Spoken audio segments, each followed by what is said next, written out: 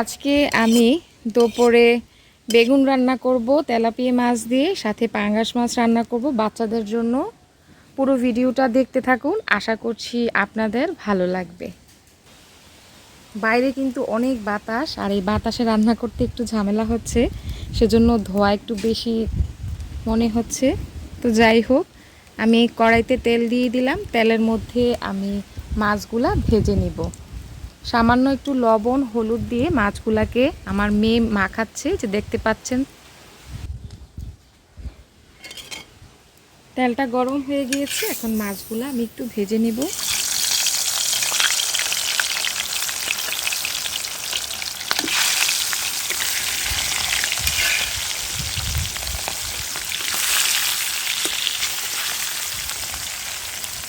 Tilapia মাছগুলা আমাদের পুকুরের, তো এগুলা খুব বেশি একটা বড় হতে পারেনি, এগুলা একটু ছোট ছোটই আছে। আর এই যে দেখুন, বেগুনগুলাকে আমি ঠিক এভাবে কেটে নিয়েছি। এগুলোও আমাদের গাছের বেগুন।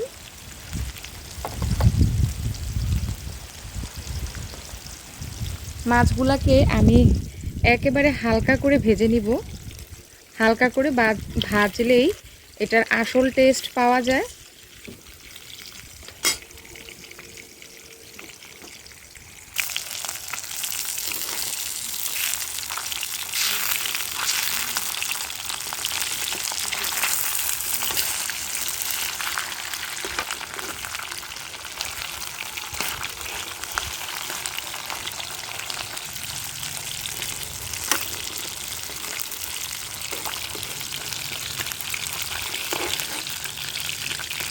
এই যে দেখুন, আমি কিন্তু খুবই হালকা করে ভেজে নিয়েছি।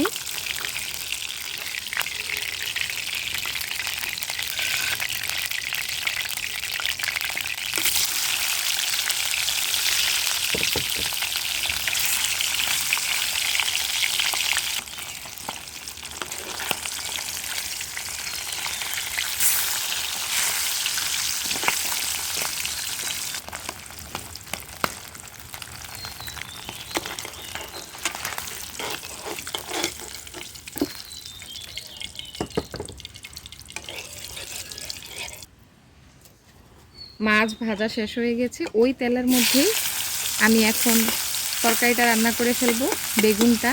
তো এখানে আমি দিয়ে দিয়েছি বেশ কিছু পেঁয়াজ কুচি। পেঁয়াজটা একটু লাল লাল হোক।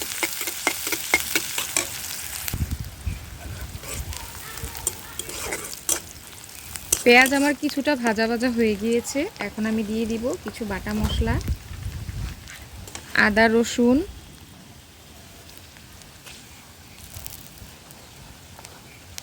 পেঁয়াজ, আদা রসুন আর পেঁয়াজ বাটা দিয়ে আমি মশলাটাকে খুব ভালো করে কষিয়ে নিব।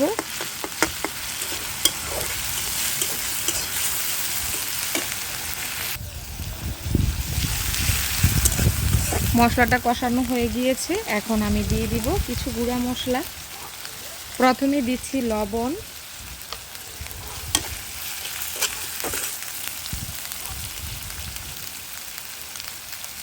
হলুদ গুঁড়ো, মরিচ গুঁড়া, সামান্য একটু ধনে, আর একসাথে একটু জিরা ছিল, ধনে আর জিরা গুঁড়াটা আমি একসাথেই দিয়ে দিয়েছি। এবার মশলাটা আমি সামান্য একটু পানি দিয়ে কষিয়ে নিব।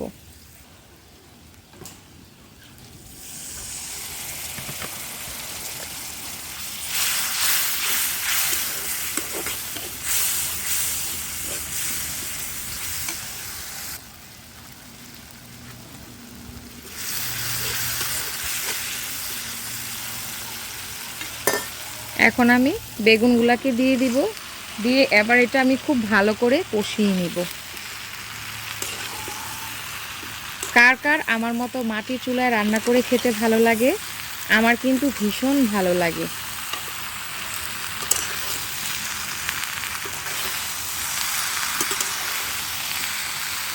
এখন বেগুনটাকে কিন্তু আমি খুব ভালো করে কষিয়ে নিব।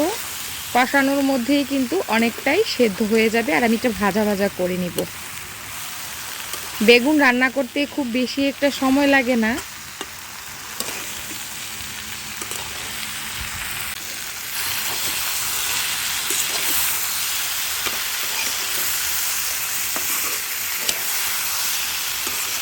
এই যে দেখুন বেগুনগুলা কিন্তু আমার কষানোর মধ্যে অনেকটা সেদ্ধ হয়ে যাচ্ছে। যখন দেখব এটা পুরোপুরি সিদ্ধ হয়ে গেছে তখন আমি এখানে ঝোল দিয়ে দিব। এটা কিন্তু খুব বেশি একটা নাড়াচাড়া করা যাবে না, তাহলে কিন্তু বেগুনগুলা ভেঙে যাবে। আমার কাছে এরকম আস্ত আস্ত খেতেই কিছুটা ভালো লাগে। এই যে দেখুন আমার কষানো হয়ে গিয়েছে, এখন আমি ঝোল দিয়ে দিব। খুব বেশি পরিমাণে ঝোল দিতে যাবেন না, অল্প হলেই হয়ে যাবে।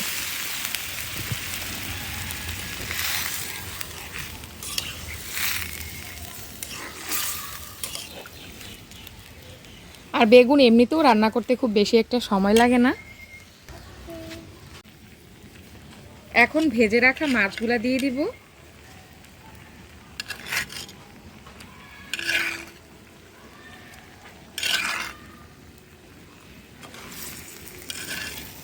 মাছের ডিম,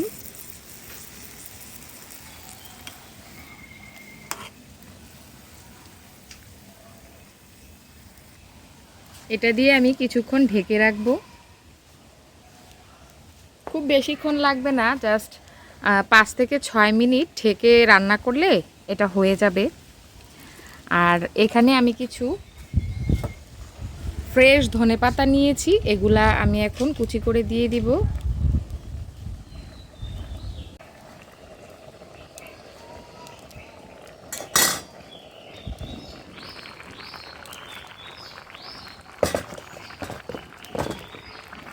এখন ধনেপাতা কুচি দিয়ে দিব। ধনেপাতাটা দিলে এটা খেতে ভীষণ ভালো হয়।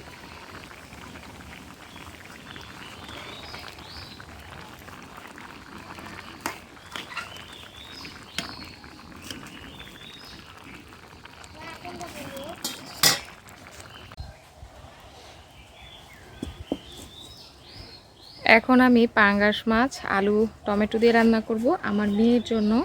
আজকে মাছটা ভেজে রান্না করব না, আজকে জাস্ট অন্যরকমভাবে এই রান্নাটা আমি করব। আশা করছি আপনাদের ভালো লাগবে। কড়াইটা আমি ধুয়ে নিয়ে এসেছি।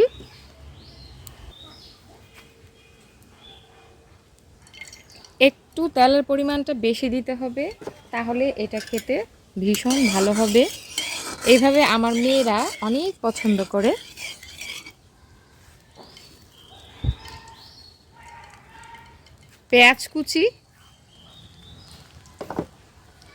পেঁয়াজ কুচিটা একটু ভেজে নিব।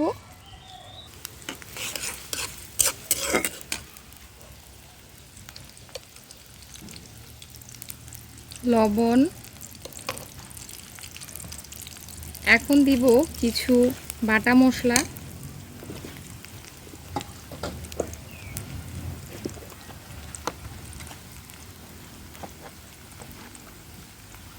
পেঁয়াজ বাটা, আদা রসুন বাটা,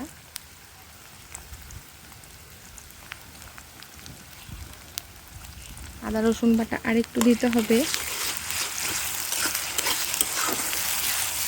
আমি আদা রসুন একসাথে বেটে রেখেছিলাম। আজকে রান্নাতে আমি কোনো জিরা দিব না, শুধু ধনে গুঁড়াটাই ইউজ করব।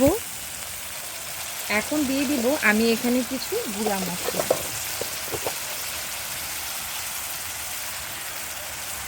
হলুদ গুঁড়া, এটা শুধু ধনে গুঁড়া, মরিচ গুঁড়া।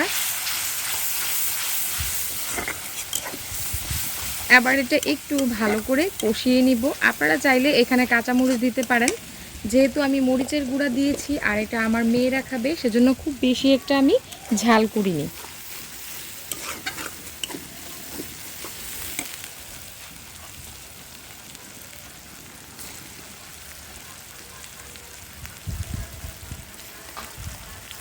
এখন মাছগুলাকে দিয়ে আমি একটু ভালো করে মশলার সাথে কষিয়ে নিব।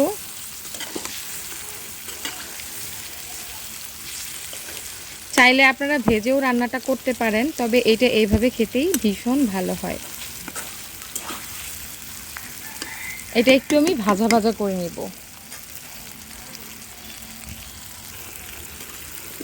একটু উল্টে পাল্টে দিব।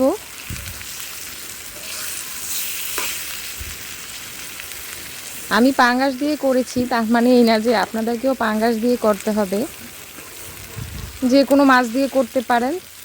তো আমার মেয়েরা তো এই মাছটা বেশি পছন্দ করে, সেজন্য আমি এই মাছটা দিয়েই করেছি।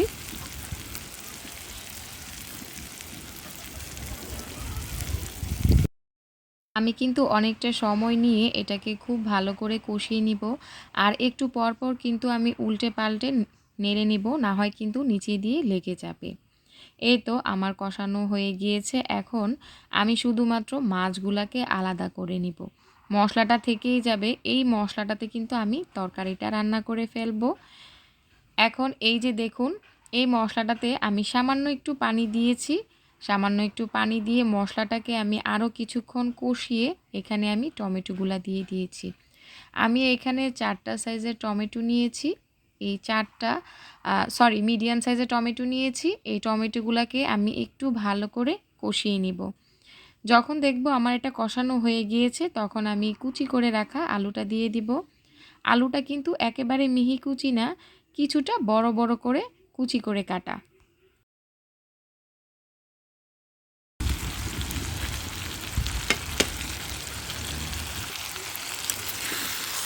আমার দেখুন কষানো হয়ে গিয়েছে।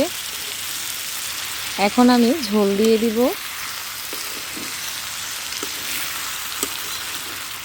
নিচে দিয়ে কিছুটা লেগে উঠেছিল, ব্যাপার না। আমার কিন্তু সব কিছু সেদ্ধ হয়ে গিয়েছে, খুব বেশি একটা ঝোল দিতে হবে না।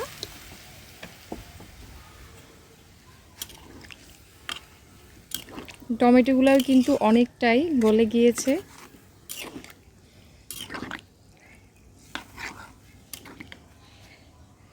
এখন কষিয়ে রাখা যে মাছগুলা ছিল, ওই মাছগুলা আমি দিয়ে দিব।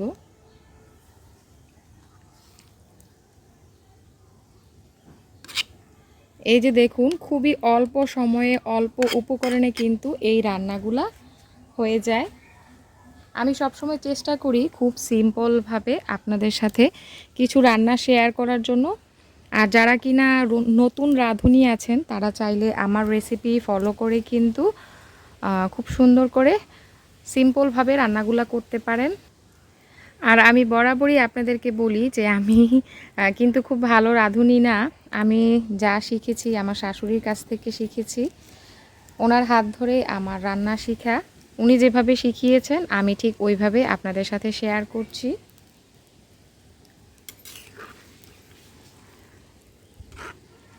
এটা একটু বলক আসা পর্যন্ত অপেক্ষা করব। এই যে দেখুন, আমার আলুগুলা কিন্তু সেদ্ধ হয়ে গিয়েছে, যেহেতু আলুগুলা একদম চিকন করে কেটেছি আর টমেটোগুলা তো গলেই গিয়েছে।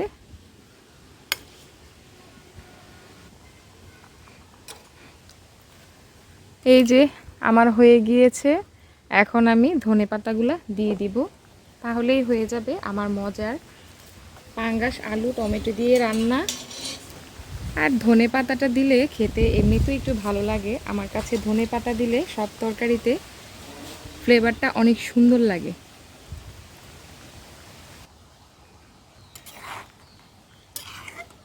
আর 2 থেকে 3 মিনিট আমি এটা রেখে তারপর এটাকে নামিয়ে ফেলবো। চুলার আঁচটা কিন্তু এখন একেবারেই নাই, জাস্ট কয়লার গরমে যতটুকু হচ্ছে আর কি,